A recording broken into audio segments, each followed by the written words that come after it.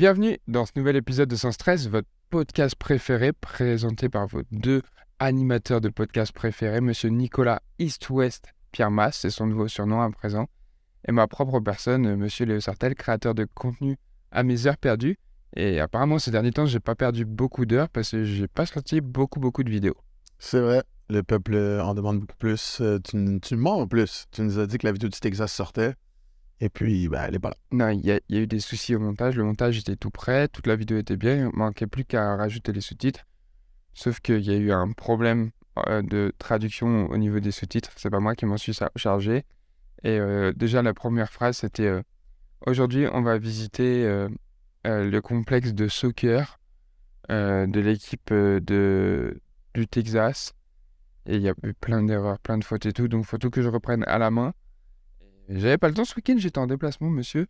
Mais ce n'est pas le sujet parce que cet épisode est concentré autour de toi aujourd'hui et autour du East-West. East-West qui est le défi canadien, qui est comme un bowl entre les meilleurs joueurs de l'Est et le meilleur joueur de l'Ouest. On pourrait dire un peu comme un All-Star Game, ça se passe dans son junior year, c'est ça? Il reste une saison toujours après le East-West pour les joueurs, pour encore plus prouver, c'est ça?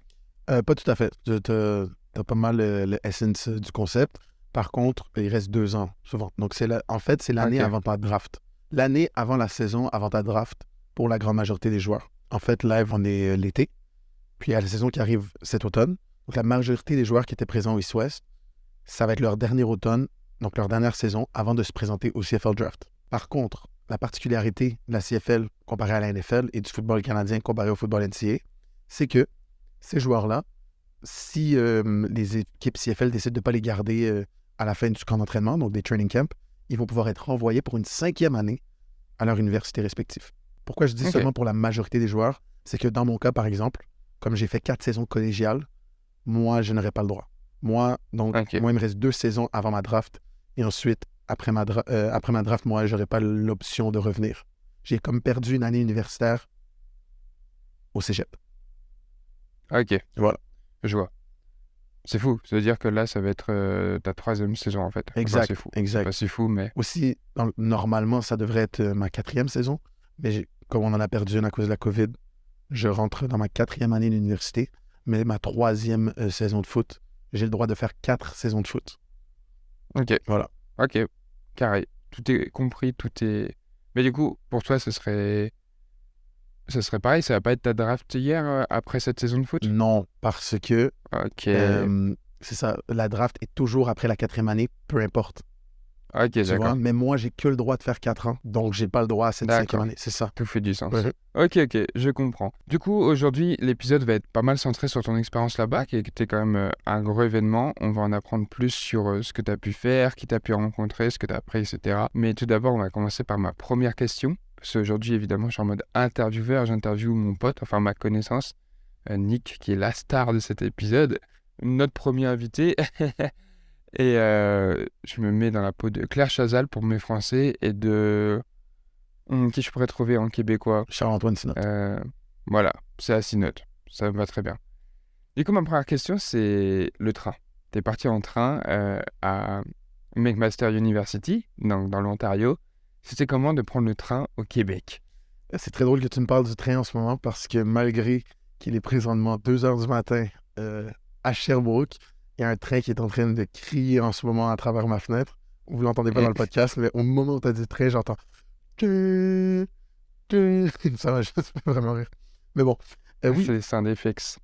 exact. Donc oui, l'East West, c'est vraiment cool. C'est tout frais couvert, d'accord? Donc en tant que joueur, on ne débourse pas pour aller à ce Senior Bowl, si on veut, l'équivalent du Senior Bowl NCAA. Pour le U-Sport, c'est pour la CFL. Et donc, tous les joueurs du pays sont invités. Cette année, c'était à McMaster en Ontario, comme tu as dit. Mais tous les joueurs ne sont pas déplacés de la même façon. Tous les joueurs d'Ontario doivent se déplacer par eux-mêmes. D'accord? Par contre, pour toutes les autres provinces, on est soit déplacé en train ou en avion. Bon, j'étais un peu moins chanceux que les gars des Maritimes et les gars d'Alberta and beyond, parce que je pense que les gars du Manitoba aussi ont dû prendre le train. Mais Alberta, Saskatchewan, Colombie-Britannique et les Maritimes ont tous eu la chance de prendre l'avion. Ah, et les gars de Laval. Ah ouais? Ouais, les gars de l'Université Laval. Apparemment, la meilleure université au pays cette année, celle qui a gagné la Coupe Vanier, aurait déboursé un peu plus pour ses joueurs de leur poche. Donc, ils ont pris l'avion malgré qu'ils n'étaient pas très loin en train, là. Mais, ouais, donc j'ai eu mon billet de train qui partait de la gare centrale à Montréal, puis qui allait à Aldershot. Non, excuse-moi, à Toronto. Donc, environ Ok. 5h30 de train. Puis ensuite, on avait une escale d'à peu près 45 minutes. Puis de là, on partait de Toronto à Aldershot. Et d'Aldershot, les coachs étaient directement là, avec 2 autos. Puis on était un groupe de gars de Bishop et de Sherbrooke pour l'aller, qui était juste à côté dans le train. On a rencontré les gars de Sherbrooke dans le train, en fait. Puis Ok. c'est ça, on est tous rentrés dans le train, dans la caravane, là. Puis en 15 minutes, on était arrivés. C'était confortable le train, je me demande. En fait, j'aurais dû te demander de prendre des vidéos et tout, parce que c'est gros. Ça m'intrigue trop. En plus, j'ai vu une vidéo il y a pas longtemps, un petit TikTok. Il y a une ligne canadienne qui a réouverte qui relie Montréal à New York en 10 heures. Et apparemment, c'est le trajet de train le plus beau du monde. Wow. Ça m'étonne pas. Moi, j'avais vu une vidéo dernièrement de quelqu'un qui prenait le train du point le plus est où on peut prendre le train au Canada, du point le plus à l'ouest. Donc, il a traversé le Canada d'est en ouest, comme Ouais, les déchiffreurs initiaux du pays, là, back in the day. Puis c'était incroyable comme exact. vidéo. Après, bon, ça, je me sentirais, j'ai l'impression, un peu claustrophobe à la longue, là. Mais dans ce Ouais, cas-ci, pour répondre à ta question, là, le train, c'était hyper confortable. Je ne vais pas te mentir. ok. C'est comme, la meilleure manière que je peux l'expliquer, c'est comme l'avion, mais beaucoup plus large. Tu as plus d'espace. Les sièges sont plus Ouais, confortables. Tu peux t'incliner plus. Et sans le côté de l'avion où est-ce que certains d'entre nous vont avoir de la pression aux oreilles, de la déshydratation, dans ce cas-là, tu n'as pas ça. Puis tu peux facilement marcher si emmener, tu veux te décourdir les jambes. Après, il faut dire que j'étais chanceux. Moi, mon coéquipier David Chalou, le running back dont je vous avais parlé au dernier épisode, puis un des gars de Sherbrooke, le QB, d'ailleurs qui a fait un putain de match, on en parlera plus tard. On était assis sur 4 sièges, donc 2 par 2, deux face à 2 face. face à face, exactement, avec une Un grosse table au carré, comme milieu. on appelle. Avec une grosse. Ouais, un carré. C'est ça. Et ça, il y en avait peut-être 2 dans toute par Ouais, wagon. Donc, on était chanceux que c'est ça qui avait été booké. Parce que 2 autres gars qui étaient derrière nous, de notre université, Sherbrooke, encore une fois, eux, ils avaient des sièges normaux, là. Donc, moi, ok. perso, j'étais hyper confortable. J'ai vraiment aimé. C'est juste un peu long, on va pas se mentir, 5 heures, là. Mais Ouais, pour le train, par exemple, de 45 minutes, l'autre, là, qu'on a pris, incroyable. Je suis tranquille. ok. Ouais. Pas grave, cool. Ça sonne comme si j'avais jamais pris le train, mais je vous rassure, j'ai déjà pris le train. C'est juste que le train au Canada, ça, ça m'intéressait. Exact. C'est sûr que là, Mais, l'audience française est comme, de quoi il parle, mais frère? qu'est-ce qu'il C'est ça, raconte? on prend tous le Il train. parle de train, Mais au Canada, c'est beaucoup moins commun. c'est sûr. Mais moi, c'était ma Mais première fois. plus qu'on... Ah, excuse. Eh ben, c'est bien. Félicitations. On n'avait pas pris le train en France? Oui, bien sûr, j'avais pris le Si. train en France, mais j'avais Ah jamais oui, pris oui. le train au Canada. Et vraiment, c'est quelque chose que je pense qui n'est pas très commun. Oui, le train de banlieue, certaines personnes utilisent ça, donc le train pour petits Bien sûr. déplacements. Mais le train pour aller de ville en ville, je sais pas si c'est très commun. En tout cas, pas chez mon groupe d'amis et les gens que je côtoie.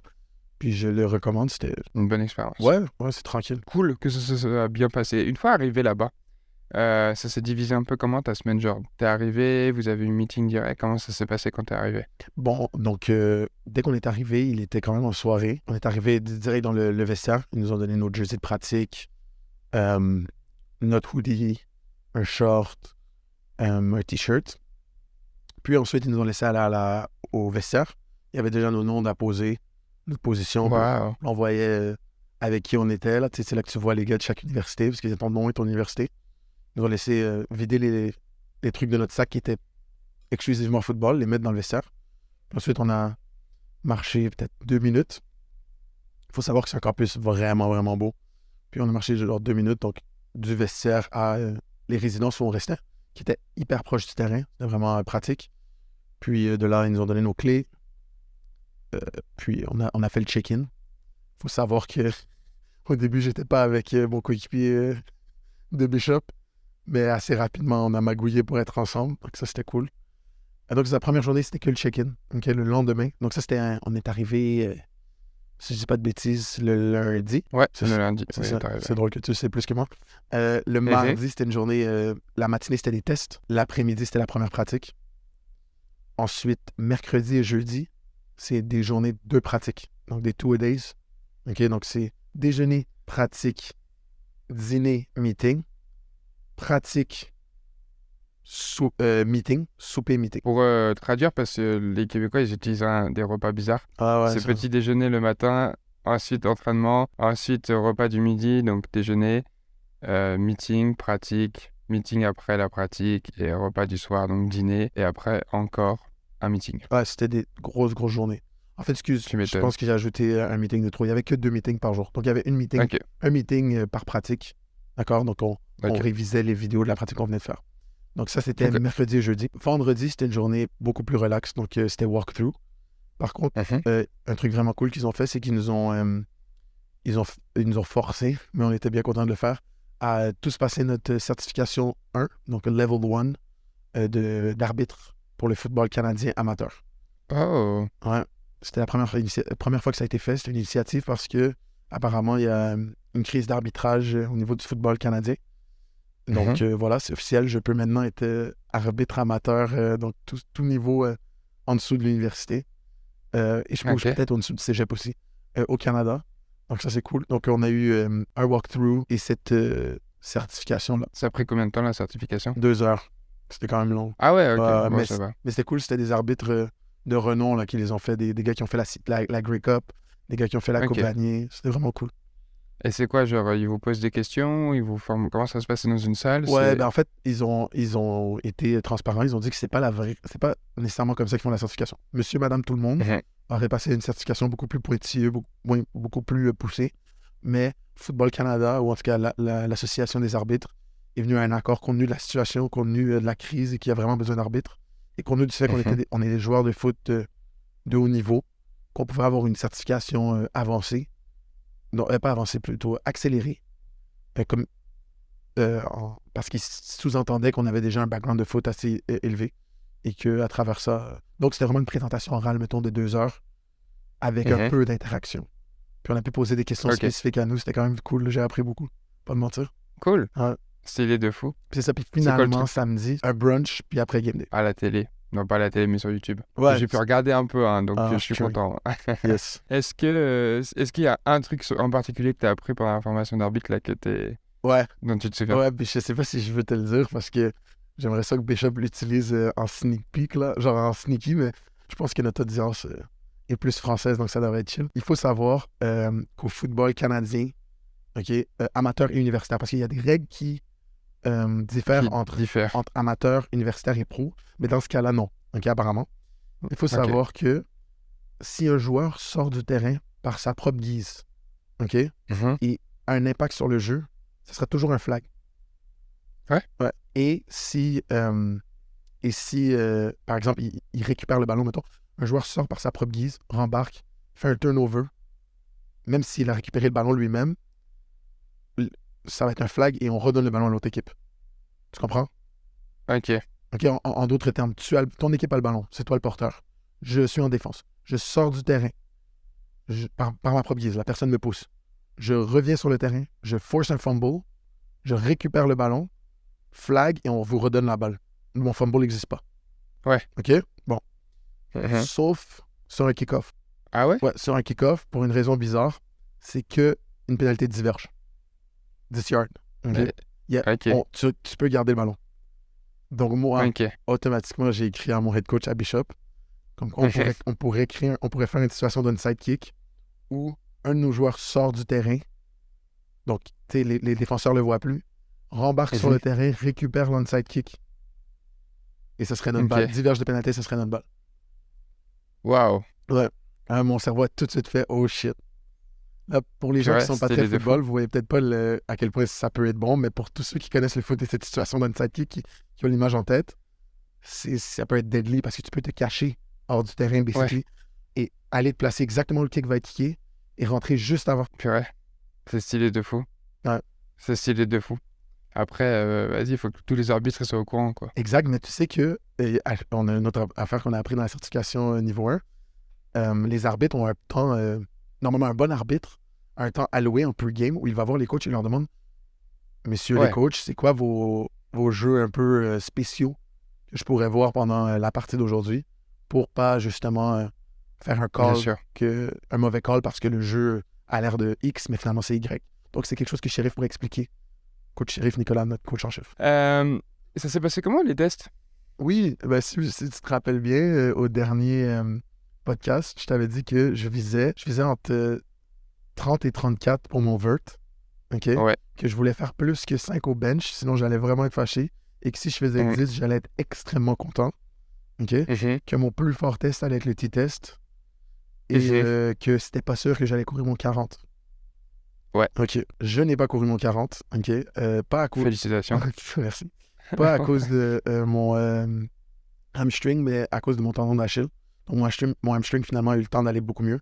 Mais mon tendon d'Achille, ça a été un problème que j'ai depuis maintenant 2 ans, allait bien, mais il y avait vraiment cette crainte par rapport au strength staff et health staff qui me suit à Bishop, comme quoi ça pouvait s'aggraver si je faisais un effort autant intense d'un 40 verges et que ça allait m'empêcher de ensuite performer pour le reste de la semaine. Et peut-être même rater la semaine. Je voulais vraiment pas, c'est un once in a lifetime opportunity. Donc j'ai décidé de ne pas le faire. Okay? C'est la même chose pour le broad jump, donc le saut en longueur, parce que ça vient vraiment chercher les mêmes muscles. De l'impact. Voilà. Ceci étant dit, ce qui était vraiment, vraiment décevant, c'est que sur place, on nous a appris que finalement, on ne faisait pas le L-test ni le T-test. OK. Qui sont mes 2 tests qu'on avait dit que je pensais pouvoir bien faire. Donc ça me laissait avec quoi? Avec le vert, le bench. Voilà. Donc c'est les 2 que j'ai fait. J'ai eu 29 au vert. Donc ça, je vais pas mentir, je suis déçu. OK. Parce que comme je t'ai dit, je visais entre 30 et 34. Parce que j'avais fait 32 au pad auparavant à Bishop. Et que là, c'était celui avec la main. Rich. Exact. Ouais. Mais finalement, celui avec la main a encore plus eu un impact. Moi, j'avais dit que ça pouvait faire 2 de plus pour certains, 2 de moins. Finalement, ça m'a fait 3 inches de moins, donc 3 pouces de moins. Mais bon, c'est pas grave. Maintenant, je le sais. Donc, je vais travailler pour mes 2 prochaines années, moi, avant mon combine, ma draft. Donc, j'ai 2 ans pour travailler là-dessus en sachant que ce que je fais au pad doit être réduit de 3. Donc, je vais viser 36 au pad, 37 au pad, 38 au pad si possible. OK. Finalement, mon bench, je suis quand même content. J'ai eu 9. Je fais 9 au bench press. OK, wow. Ouais. Bien. Est-ce que c'est pour ça que dans le stream, ils t'ont appelé Tyden Nicolas Pirmas? Ça, là.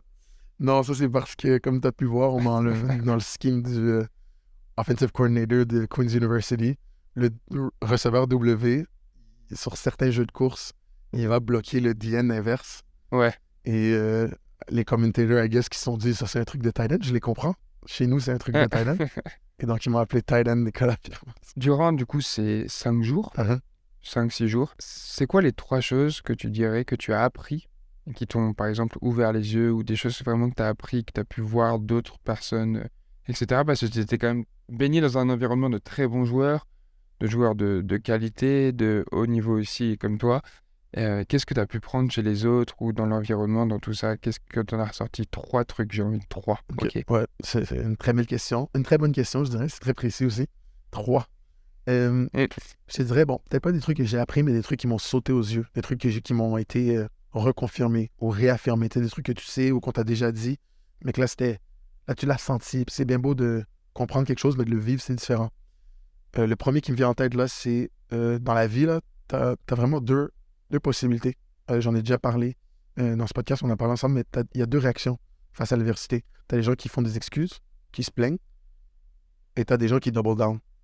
Et je l'ai vraiment vu, parce qu'on était tout plein de joueurs élites, tout plein de gars qui dominent dans leurs équipes respectives, ou dans leurs conférences respectives, ou dans leurs ligues respectives. En tout cas, qui sont très, très bons, si c'est pas de la dominance, OK? Qui sont élites en quelque chose. Genre, au moins, ils sont élites dans une forme de skill au foot. C'est pas tout le monde qui était dominant dans tout, mais si t'es là, c'est pour une raison.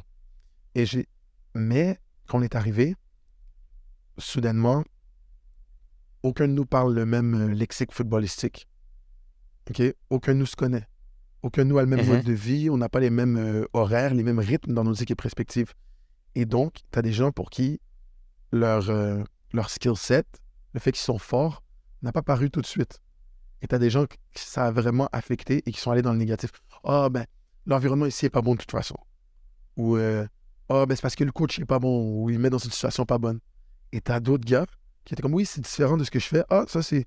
Ah, OK, ça va falloir que je m'adapte. Mais c'était, je vais m'adapter. Et c'est les gars qui ont fini par avoir une putain de semaine. C'est les gars qui, comme tout le monde, tu sais, tout le monde se parle entre eux. Et c'est ça qu'il faut qu'on est dans un environnement de gars élites. Quand la majorité des gars disent, oh non, ce gars-là est vraiment élite, c'est encore plus vrai que quand tu es dans un environnement de gars normal. Être élite dans un environnement normal, ça va. Mais être élite parmi des gars élites, c'est spécial. Et j'ai vu des gars à travers les jours Rise, là, c'était le nom qui était dans la bouche de tous les autres. Ah, lui, c'est un vrai baller, lui, c'est un...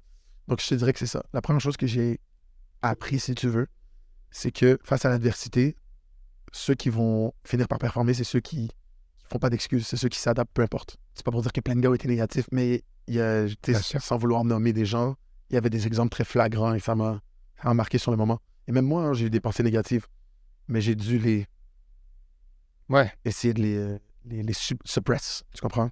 Les taire. ouais, de les supprimer, Exact. les taire. Mhm. Ok, donc c'est une première chose que dans un environnement élite, les personnes qui arrivent le mieux à s'adapter sont celles qui performent le mieux. Exact. En gros, pour Ouais. résumer ton idée. Exact, parce que ça va être, on est tous bons. Fait que rendu là, c'est des petits détails. C'est qui peut s'adapter, qui Ouais. peut être élite aujourd'hui, là, dans ce qu'on demande tout de suite. Parce qu'on est tous élites. Mais qui peut être élite tout de suite sur ce truc précis. Et ça prend de la concentration et de la remise en question. Et non de « Ah, mais de toute façon, moi, je suis pas bon là-dedans. » Tu vois ce que je veux dire? Mhm. Ok. Bien sûr. En deuxième lieu, vraiment similaire, dans la même veine d'idée, le foot, c'est vraiment le fun parce que c'est 6000 sports en même temps.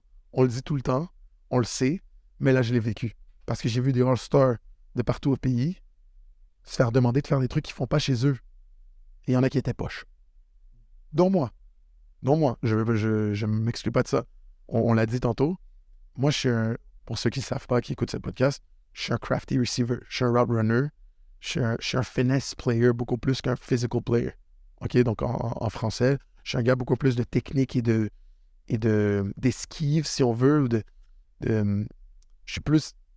C'est pas exactement ça, mais je suis plus dans la fantaisie que dans la puissance. En gros, pour résumer avec des termes bien qui lui feront peut-être un peu moins, mais c'est plus un petit receveur highlight, bien trouver les interzones, faire des trucs gauche-droite, plutôt qu'un gros bourrin qui court vite à un endroit et qui bloque avec ses gros bras.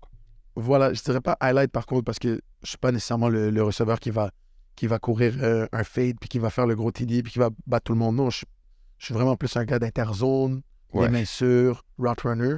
Mais c'est juste que je suis pas le receveur qui se démarque par ses aptitudes physiques. Je suis le receveur qui se démarque par la technique dans ses tracés et et avec ses mains et qui fait des bons catchs. OK? Mhm. Comme on a dit tantôt, j'ai été mis dans une situation où il fallait que je sois plus physique. J'en ai arraché pendant la semaine de pratique dans ces moments-là. Et j'ai même vu que... mais je restais positif.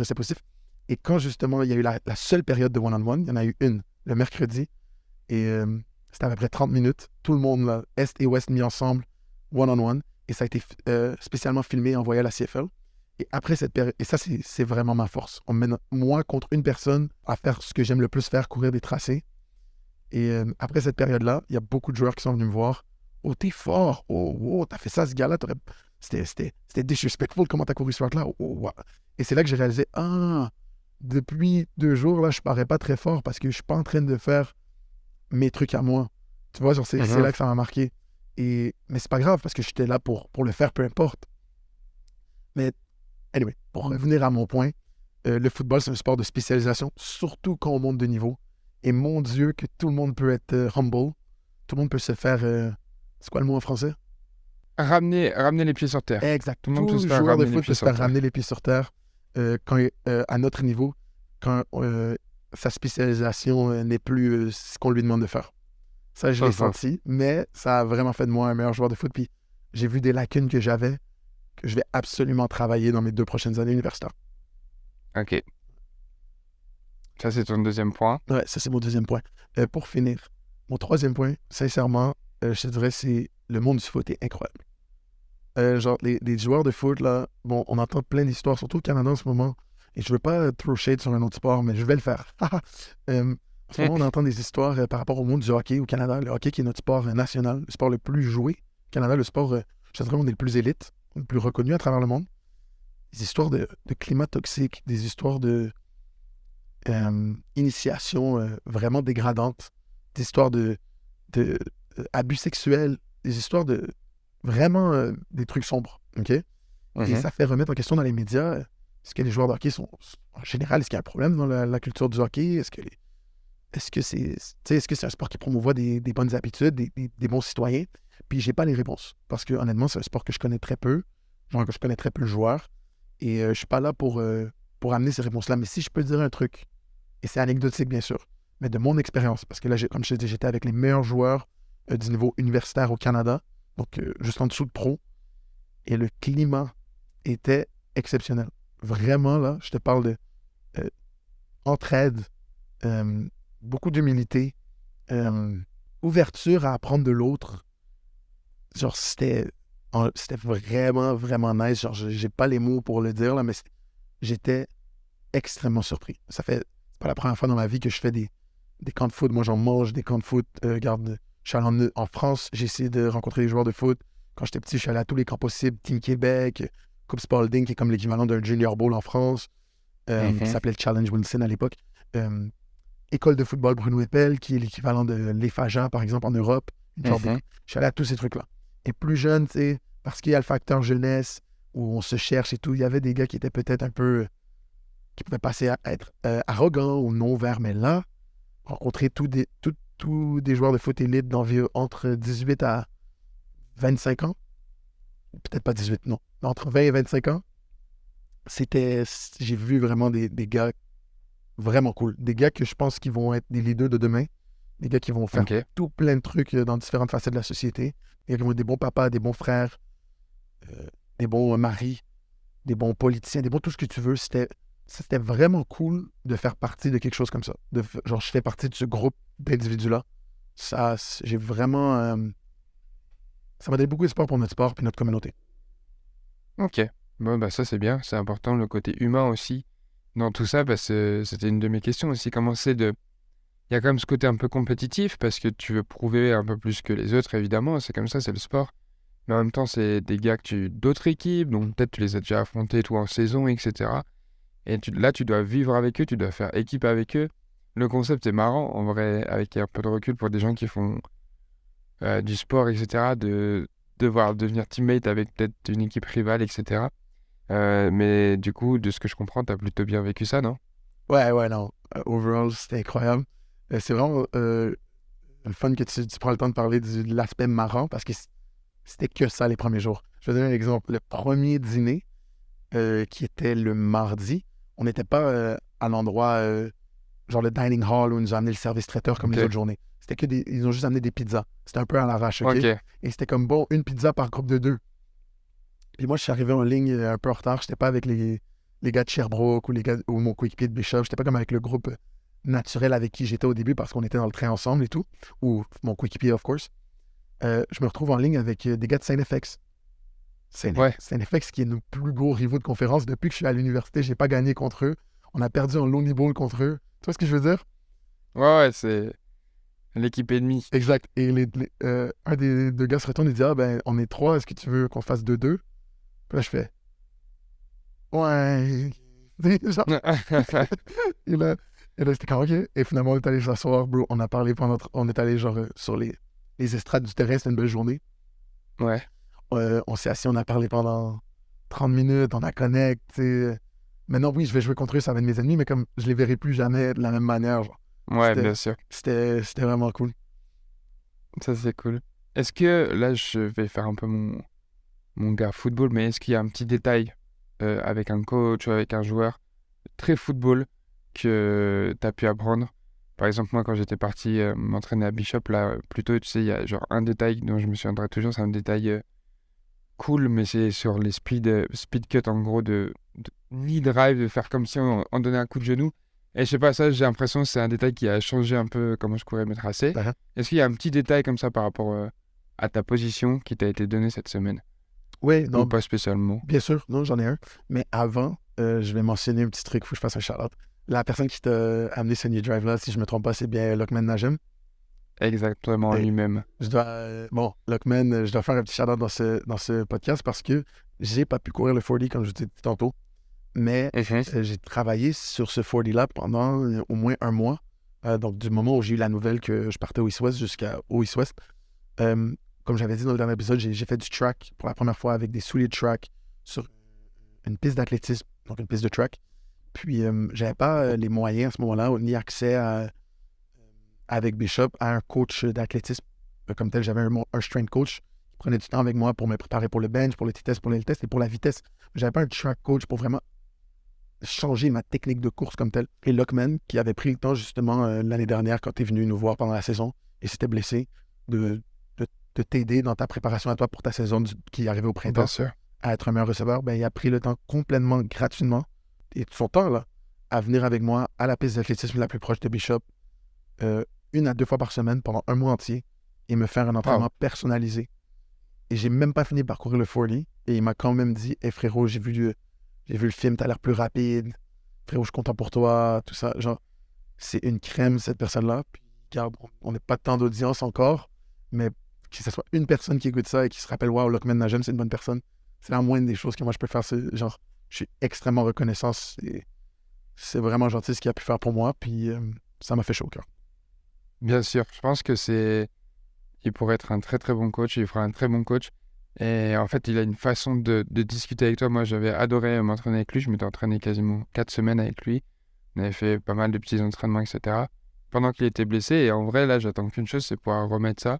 Et j'ai l'impression, après ça c'est très personnel, mais j'ai l'impression que je ne l'ai pas trahi, mais j'ai pas encore pu montrer que l'entraînement qu'on avait fait avec lui avait été effectif. Mais j'ai hâte de pouvoir montrer ça.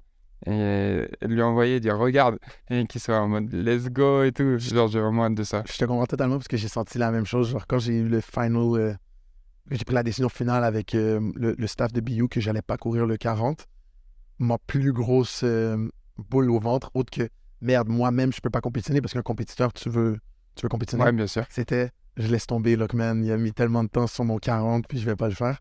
Mais lui, tu le connais, c'est tellement une crème. Il m'a dit, ben non, frérot. Il m'a dit, oui, j'avais hâte de te voir le faire, mais ça va être une prochaine fois, tu sais. Fait que, en tout cas, Bien sûr. excellente personne. Puis oui, très pédagogue, très carré aussi dans ce qu'il explique. En plus, étudiant en Ouais. psychologie. Donc, il y a tout l'aspect mental aussi. Anyway, excellent joueur de foot en plus. Il transfère à l'Université de Montréal, comme il a gradué à Bishop. Ok. Et il s'en va faire sa maîtrise en psychologie, chose que Bishop n'offre pas. Sinon, c'est parce qu'on est une université seulement de baccalauréat. Donc, le diplôme de premier cycle universitaire. Lui, il s'en va au 2e cycle. Donc, pour n'importe qui aimerait le suivre, c'est un Français qui a été formé au Diable Rouge de Villeneuve. Le Diable Rouge de Villepinte. De Villepinte. Voilà. Et Exact. qu'on devrait pouvoir voir, si tout va bien, sur les terrains de la RSEQ, aux côtés d'Assandoso, dès la saison d'automne 2023. Donc, je vous invite à regarder Ce ça. sera cool. Yes. Et vous inquiétez pas, on ira montrer ça de très près pour ma part Yes. en septembre. Yes. Voilà.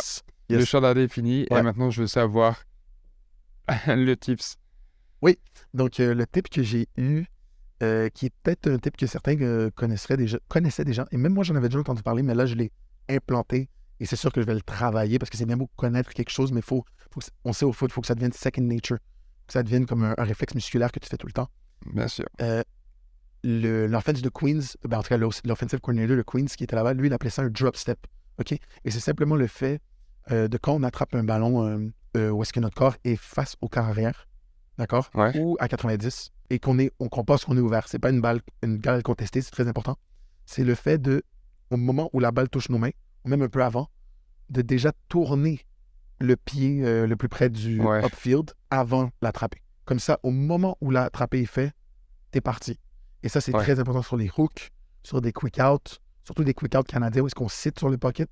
Je pense que vous avez ça aussi au foot américain. Là, tu as un slot back, concept très simple. Le wide receiver fait un fade.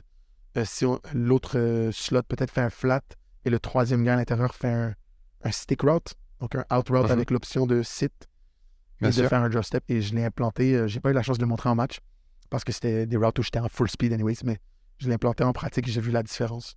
Ouais, ça, c'est très cool. C'est bon à savoir. J'essaierai de travailler sur ça aussi. Mais ouais, j'avais déjà vu ça, pas mal de vidéos et tout, de gars qui...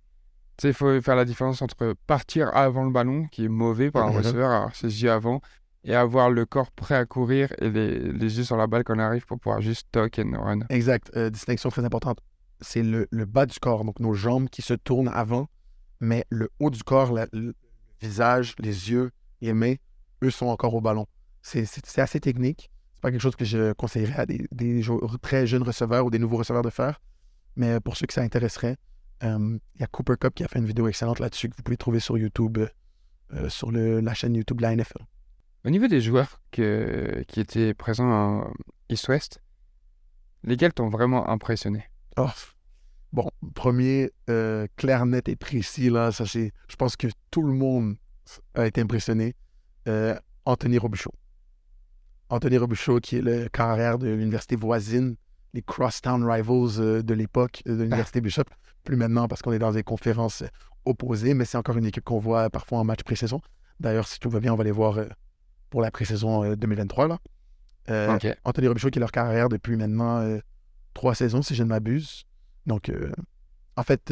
L'université de Sherbrooke, hein, t'as oublié de dire. Ah, je l'ai pas dit? Carrière de l'Université de Non. Sherbrooke, excusez-moi. Exactement.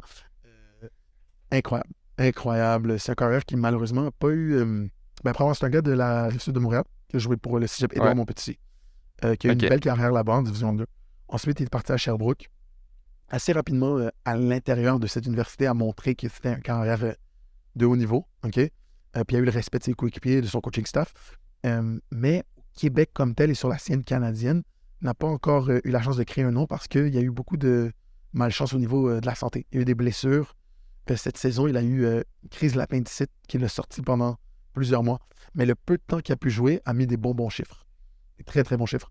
Et là, frérot, après être venu de l'an dernier d'une invitation au camp d'entraînement des Elks de Edmonton, en CFL, parce qu'il faut savoir qu'il y a une initiative en Ligue canadienne de football où des quarts arrière du circuit universitaire canadien, U-Sports, peuvent être invités pour venir faire des camps d'entraînement, simplement pour gagner de l'expérience. Lui, il a fait ça justement l'année dernière. Et puis là, au East-West, c'était lui top dog.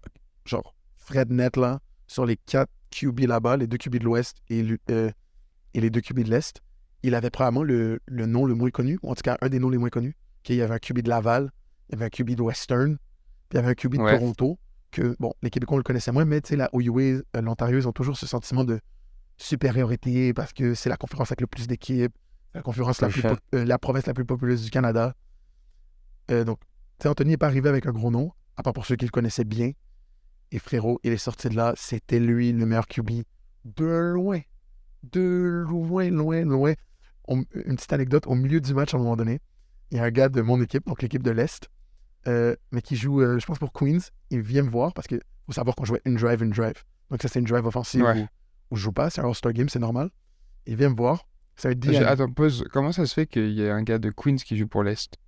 Il faut savoir que l'Ontario était divisé géographiquement. Donc c'était l'Est, c'était les équipes des Maritimes, les équipes du Québec et quelques équipes de l'Ontario qui sont plus à l'Est. Et ensuite, l'Ouest, c'était les autres équipes de l'Ontario et les équipes de la Canada-Ouest.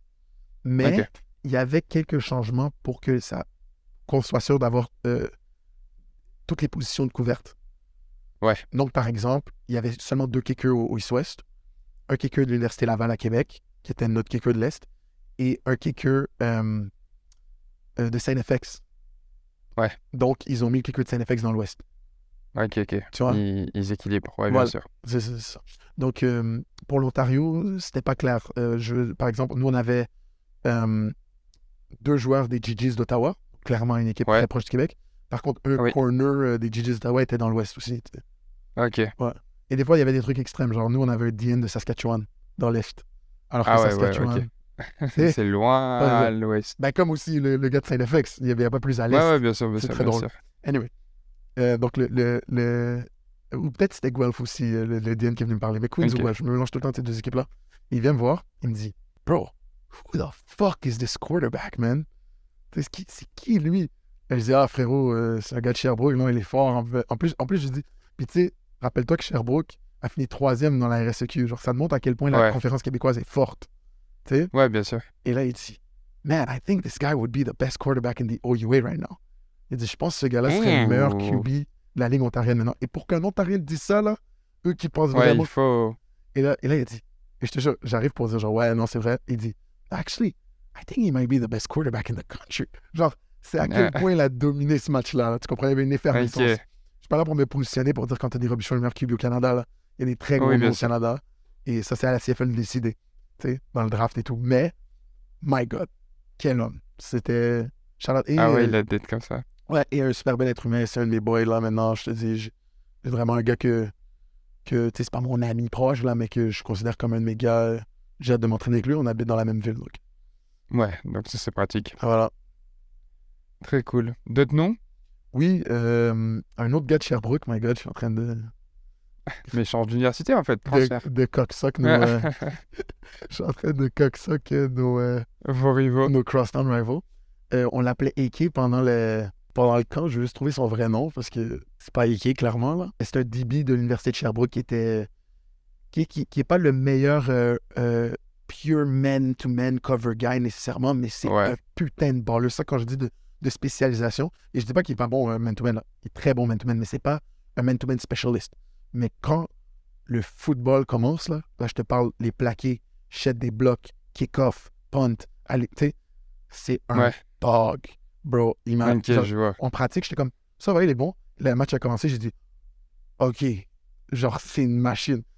Alexandre Karl Boudreau, un putain de joueur, il était le numéro 0 pendant le match pour quelqu'un qui a pu regarder ou qui veut regarder la rediffusion. C'était le numéro 0. Il était partout sur Special Teams. Et c'est ça que la CFL recherche. Donc, c'est ça que j'ai trouvé Ouais, c'est... intéressant. Ben, ça fait plaisir. Ça fait plaisir. Et puis, niveau receveur, tu drops des names ou à quoi Ouais. ça en face ou quoi? Ouais, Nicolas Permas. Non, je rigole. Il y avait un receveur de McMaster, je suis désolé, j'ai oublié son nom. Et je ne vais pas trouver sur Instagram parce que c'est pas un Ouais. gars avec qui j'ai parlé tant que ça, mais il était raw. C'est un transfert de l'Université de British Columbia. Il venait d'arriver à McMaster. Ok. Il était très raw en termes de pure route running et tout. Toute la semaine, on était là. Ah. Et pendant la game, c'était juste un freak athlete. Et il a fait des putains de jeux. Genre, je l'ai vu faire un sale catch dans la end zone. Malheureusement, il était out of bounds, mais j'aurais jamais fait ce catch-là. OK? Ouais. Et aussi, je l'ai vu break 2, 3, 4 tackles. En fait, c'est le receveur pour qui, pour ceux qui ont regardé le match, j'ai bloqué sur les screens. Donc, c'était Ok. le wide-out à ma gauche sur la majorité des drives où moi, j'étais slot back. Donc, lui était très, très fort. Puis sinon, désolé encore, un autre de mes gars, parce que j'ai vraiment chillé avec eux toute la semaine. Kevin Morin, Université de Sherbrooke. Putain de roadrunner, un dog, très bon joueur. Et j'ajouterai aussi des GGs. Il n'a pas pu paraître malheureusement au match, parce que c'est des choses qui arrivent. Mais Nicolas Gendron, un Québécois encore une fois, receveur des GGs. Un gars qui court, on dirait qu'il jog, mais genre par l'image. Ouais. Et c'est ça que coach Je Lockman vois. justement nous apprend, tu sais, de courir naturellement. Mais il cover tellement de ground et il bat des débits. Les débits réalisent pas qu'ils se sont fait battre. Tu vois le genre? Ouais, je vois. Et des mains Je vois très bien. extrêmement sécures. Donc vraiment, il y avait... Ok. Et là, je nomme ces gars-là, mais pro. Il n'y avait pas de mauvais joueurs sur ce terrain. Ouais, Il n'y en bien avait sûr. pas un. C'était... Bien sûr. Tout le monde était fort dans quelque chose. C'était quelque chose. Et toi, tu t'es senti comment dans tout ça, au niveau mental, au niveau knowledge, au niveau capacité physique, etc. Avec autant de bonnes personnes autour de toi, comment tu t'es auto-jugé? Uh-huh. Comment tu pourrais t'auto-juger? Honnêtement, si je devais juger ma performance de la semaine entière, je serais à 60%. OK? Donc, j'ai la note de passage. Là, il y a des gens qui vont dire que Ok. je suis peut-être harsh sur moi, mais je veux juste être honnête. Je vais être honnête envers moi-même. Je vais être honnête sur ce podcast. J'ai pas extrêmement bien fait pendant la semaine. J'ai pas extrêmement mal fait.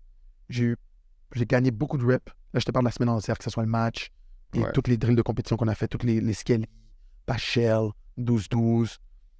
J'ai gagné beaucoup de reps. J'ai montré beaucoup de choses que je savais faire. J'ai montré beaucoup de choses où j'étais meilleur que le gars en face. Mais j'en ai perdu beaucoup aussi. Il y a beaucoup de moments où le gars en face a pu take advantage of me.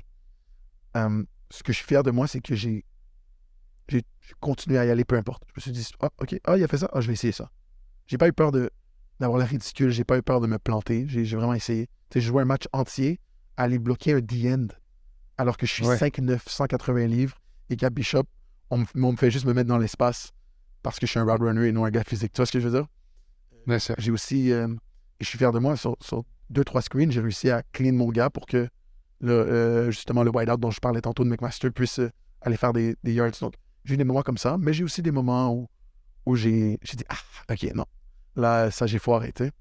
Mais en général, c'est sûr que je savais que ma force était mes one-on-one, mais ça m'a mis vraiment en confiance de voir que ma force, c'est mes one-on-one, même contre les meilleurs débits du pays. Genre, pour ceux qui ont pu voir sur mes stories Instagram, il y a des gars que j'ai ouverts, là. J'ai cook des gars. Ouais, ouais. Je suis un putain de route runner, ça, je suis content de le dire, mais j'ai des lacunes à plein d'autres endroits et je vais en travailler. Je vais les travailler. Ok, bah c'est bien. Mais ouais, on a pu voir quelques découpages en bonne et due forme de DB d'équipe opposée. Mais c'était très cool à voir. Uh-huh. Est-ce que en contre un, vous passiez Est contre Ouest ou c'était tout mixé? C'était tout mixé. Ok. Je pense que j'ai été beaucoup plus contre des débits de l'Ouest, Mais il y a eu, je pense, une de mes reps contre un début de l'Est. Ok. Puis ça, bon, ouais, bien. Dans l'ensemble, c'est une semaine qui t'a marqué, je pense. Ouais, si, j'ai oublié, pardon, de préciser. Mais c'est l'Est, donc ton équipe qui a gagné. Sur Yes, le sir. score, il me semble, si je ne dis pas de bêtises, de 37-0. Exactement. Première victoire de l'Est en 8 ans au East-West. Correct. Donc c'est cool. Et je pense que du coup, comme tu as dit, Anthony fait partie aussi de cette victoire. Il a été acteur principal de cette victoire. Je dirais, je me permets de dire. C'était le Brad Pitt de notre victoire. C'était Ah ouais, c'était le c'était Will Smith l'acteur de notre victoire. Ouais, ouais. C'est ce que je veux dire. l'acteur principal. Ouais, 100%. Pourquoi tu penses que l'Est gagne moins ces dernières années? Pourquoi il gagne moins? C'est une très bonne question. Je pense qu'en général, mais en tout cas, la réponse qui vient en tête à tout le monde dans le foot canadien, c'est simplement que, comme on l'a dit tantôt, on a la Canada West et la moitié de l'Ontario. En tout cas, je te dirais les 2 tiers de l'Ontario qui forment l'équipe de l'Ouest. Ensuite, on a un tiers de l'Ontario, le Québec et la AUS qui forment l'équipe de l'Est. Et comme on a déjà dit dans ce podcast, au football canadien, c'est vu comme, en général, il y a 3 conférences à peu près du même niveau. Donc, la RSEQ, la Canada West et l'OUA. Et ensuite, on a une conférence un peu plus faible qui produit encore quand même des joueurs CFL, qui produit quand même des putains de ballers où il y a un beau football, mais qui, en général, en moyenne, si tu faisais des matchs intra-conférence, perdrait la majorité des matchs. Et donc, il est un peu en dessous la EUS. Donc, je te dirais que la réponse principale, ça serait, for most people, ça serait l'Est perd à chaque année en général parce que ils ont les joueurs de la EUS qui viennent souvent diminuer un peu le niveau. Cette année, Ok, avec ma cohorte, on a prouvé que pas du tout, mon frère. Et ça, j'en suis très, très fier. pas du tout. Mais c'est bien, j'ai l'impression qu'il y a c'est en train de changer. Et je vois vraiment d'ici quelques années un équilibrage sur cette conférence. Ben, je suis d'accord avec toi, Léo, puis je veux pas commencer, tu sais, je veux pas qu'on se projette trop vite, puis que finalement, c'était Ça? juste une année spéciale, mais dans les derniers 365 jours, là, OK, au dernier combine, la AUS a produit plus de prospects que la RSEQ. On en a parlé dans le dernier podcast. D'accord? Ouais. SaintFX, en finale canadienne, donc la meilleure équipe de la US à cette année-là, a affronté la meilleure équipe de la Canada West à cette année-là, en demi-finale canadienne, les Huskies de Saskatchewan, et leur a donné un putain de match. C'était 7-7 au 4e quart. OK? On finit par perdre, mais quand même. Et finalement, l'Est a éclaté l'Ouest au East-West. Donc pour moi, c'est 3 trucs qui montrent que quelque chose que je ressentais déjà, que je ne joue pas dans la AUS d'il y a jadis. OK? Je ne jouais pas dans la AUS où c'était des passoires, puis il n'y avait pas du bon football. Je l'ai senti, moi, quand je suis arrivé. J'ai joué top niveau québécois collégial. Et quand je suis arrivé en US, par contre, j'ai vu que c'était pas Laval, c'était pas Western, là, c'était pas Montréal, mais c'était du très, très bon football. Mais je pouvais pas le prouver. Et là, j'ai l'impression que ça se voit. On le voit qu'il y a beaucoup plus de joueurs du collégial qui choisissent des programmes comme Bishop, des programmes comme SaintFX, des programmes comme Mount Allison même, ou Acadia. Et voilà. Genre, juste en général, j'ai l'impression que la AOS est en train de creuser l'écart un petit peu. Je vois. Mais c'est bien même pour le recrutement, c'est très cool de pouvoir ajouter cet aspect compétitif de plus en plus fort. Est-ce que tu penses, là je pense à ça, qu'est-ce que tu penses d'un calendrier U-Sport avec du coup tes matchs conférences et genre par saison, 1 ou 2 matchs interconférences? Ben, Léo, je pense que ce serait incroyable si c'était financially viable. OK? Donc, si c'était Viable financièrement. merci, Léo. My God. Ouais, je sais, je suis... Et je pense que beaucoup de gens, pas mal tout le monde, si tu leur parles dans le football canadien, aimerait cela. Les coachs en parlent depuis longtemps, surtout les coachs des grosses équipes. Ceci étant dit, la manière que l'U-Sport est fait, toutes les décisions doivent être faites anonymement. Excuse-moi, pas anonymement. Unanimement. Voilà, donc Ouais. unanimous decisions. Il faut que les 27 programmes soient d'accord pour que quelque chose change.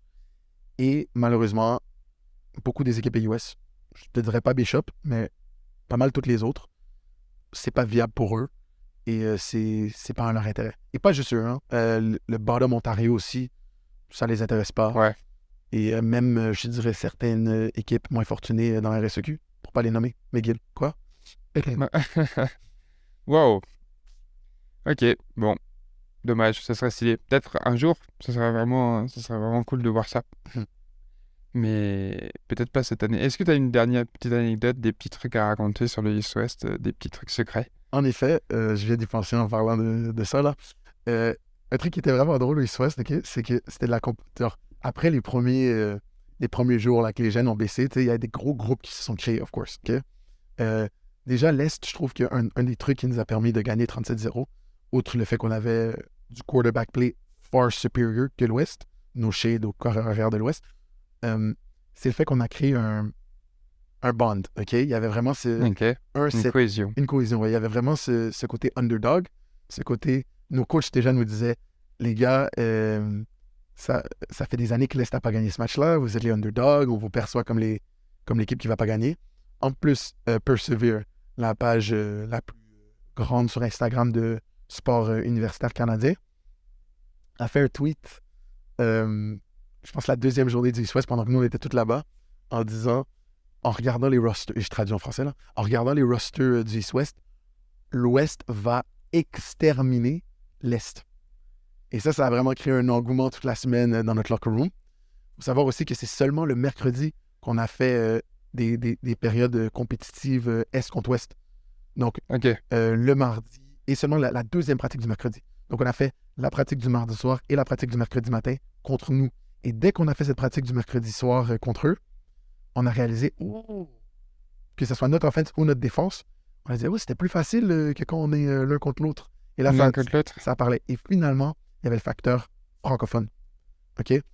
Beaucoup des gars de l'Est sont québécois, même qui jouent dans les Maritimes, dans la RSEQ ou même dans les équipes ontariennes d'Ottawa, de la région d'Ottawa, Carleton et Gigis.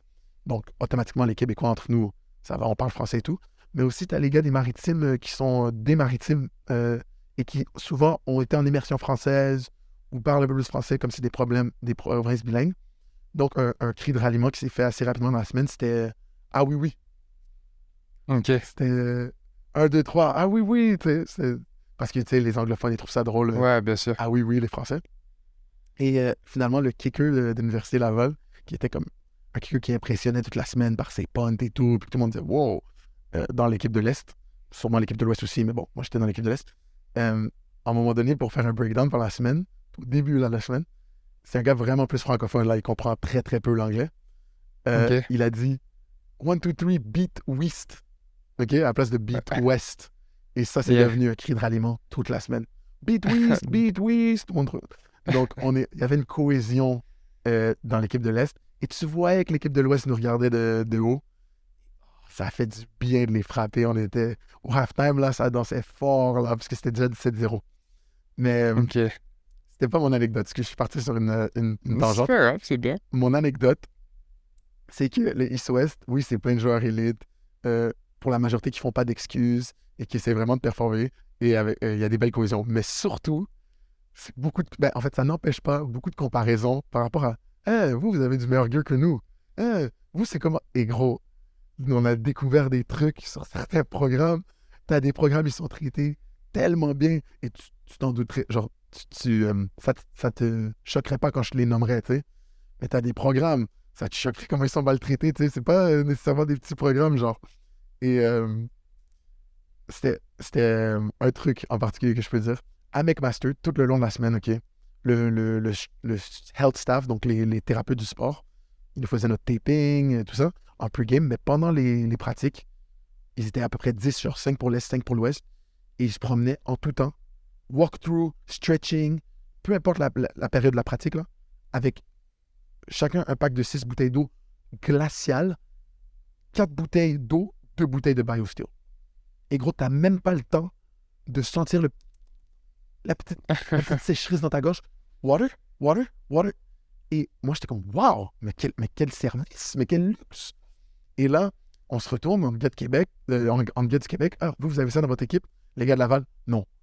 Les gars de Sherbrooke? Non. Les gars de Montréal? Non. Les gars de la US? Non. Et là, t'as un gars de York, un des pires programmes universitaires, genre, tout Canada, là, mais surtout en Ontario, qui dit, ouais, nous, on a ça. Quoi?